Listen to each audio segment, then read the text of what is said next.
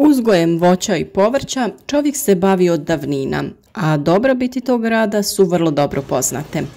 Ne samo kada su u pitanju zdravstvene dobrobiti koje dolaze korištenjem domaćeg voća i povrća u prehrani, već i od samog boravka u prirodi i psihičkog opuštanja. Najljepši prizor za svakog povrtlara jesu veliki i u raznim bojama zreli plodovi koji su spremni za branje. Bilo da se radi o paradajzu, paprici, krastavcu, patlidžanu ili nekom drugom povrću, osjećaj je uvijek isti. Ipak često u tom uzgoju dolazi do situacija koje nam se ne sviđaju. Ponekad naš rad na posljetku i ne daje prave rezultate. Naša prelijepa žuta paprika ili žarko crveni paradajz počinju da mijenjaju boju i da propadaju. Ova situacija nam je poznata i u ovom videu ćemo pričati kako spriječiti ovu pojavu. Za tu namjenu koristiti ćemo veću količinu ljuski od jaja, koja su prepuna minerala koji je potreban biljkama. Na našem kanalu već smo pričali na tu temu, ali u fazi berbe kada su štete puno veće. Danas ćemo pričati o sadnji povrća i pravovremenom obogaćivanju tla ovim mineralom. Svi oni koji prate naš rad od prije znaju da se radi o kalciju. Ovaj mineral je jako bitan biljkama u fazi razvoja ploda, a potrebno ga je unositi u tlo već u fazi sadnje, a krajnje je vrijeme na početku cvjetanja. Ako se ti rokovi preskoče, imati ćemo probleme sa kvalitetom plodova naših biljaka. Te probleme ćemo vidjeti na vrhuncu berbe sredinom ljeta.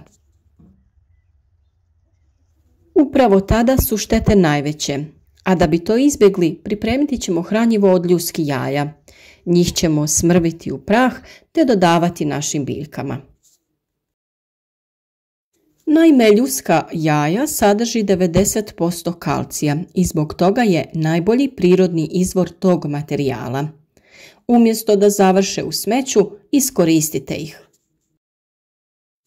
Kako bi bile spremne za korištenje, ljuske je potrebno dobro oprati i osušiti, a zatim izmrviti u sitnije komadiće ili samljeti, ovisno za što ćete ih koristiti. I ne brinite, neće biti nikakvog neprijatnog mirisa ako ih pravilno očistite. Ljuske od jaja sadrže veoma važan makronutrijent, to je kalcij. Također su prirodan izvor minerala, te osim kalcija sadrže i željezo, bakar, mangan, fosfor, krom, molibden, magnezij, prirodni flor i proteine.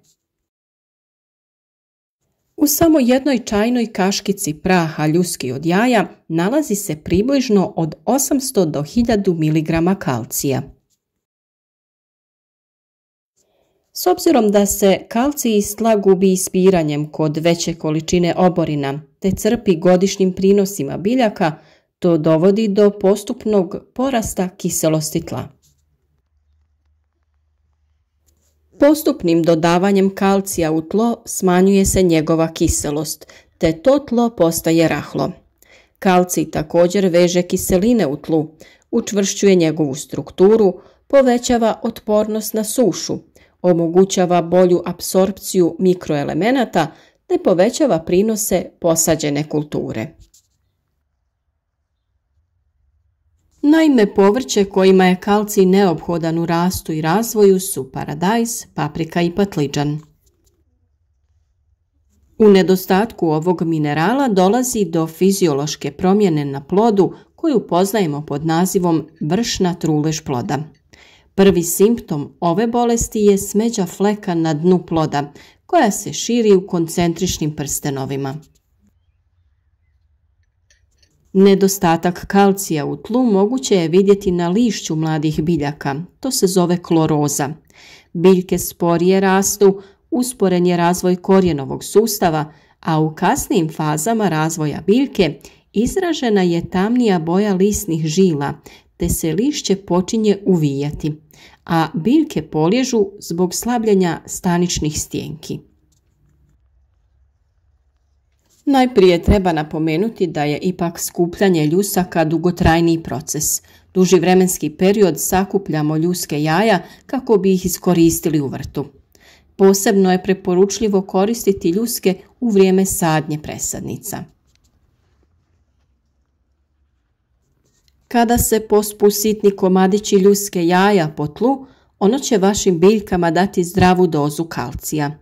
Iako su dušik, fosfor i kalij najvažniji za zdrav rast biljke, kalcij je također bitan za izgradnju zdravih kostiju, to jest stanišne stijenke biljke.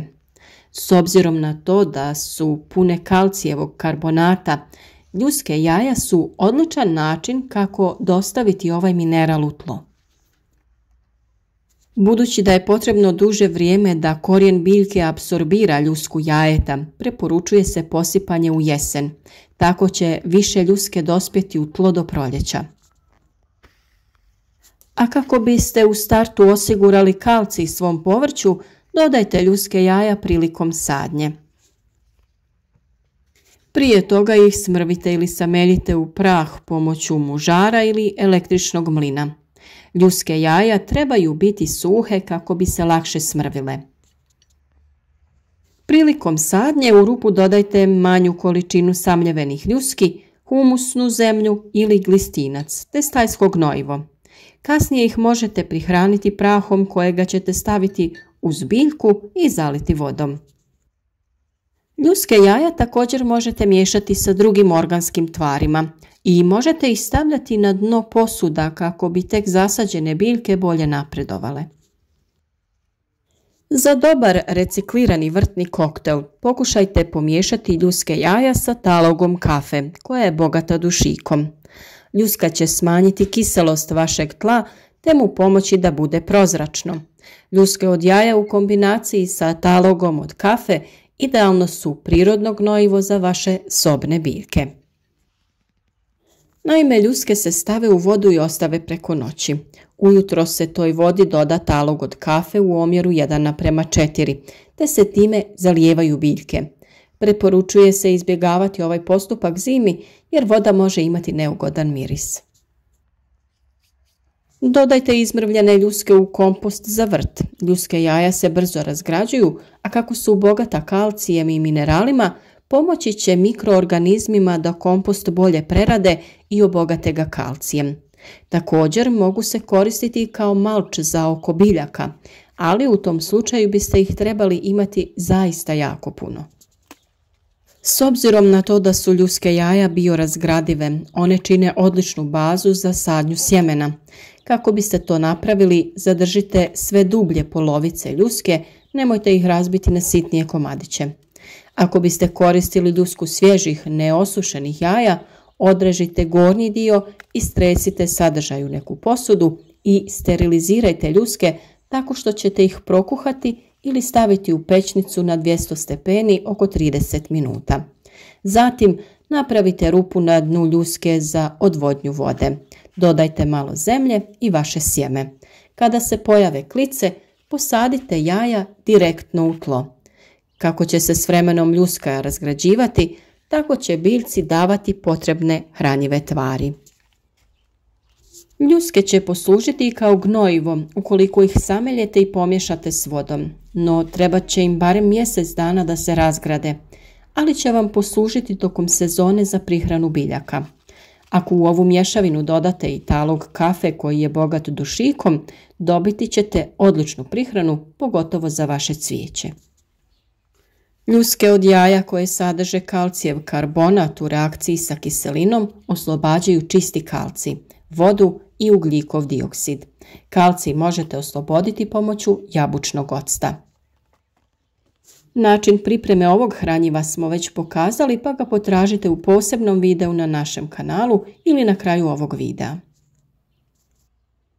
U svemu ovom veliku ulogu ima i malčiranje biljaka u vrtu. Na taj način će zemlja duže zadržavati vlažnost, biljka će bolje usvajati hranjiva i naravno spriječiti ćete rast korova. O tome smo mnogo govorili, pa i video o malču ukoliko vas zanima potražite na našem kanalu.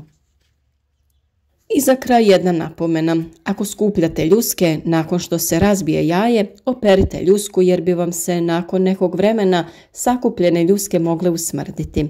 Temeljito ih operite, ali nemojte ukloniti onu tanku opnu iznutra. Stavite u neku prozračnu posudu, poput cjedila za tjesteninu, i potpuno osušite na nekom sunčanom mjestu. Na taj način će ljuske biti lakše zasamljeti i neće imati neugodan miris.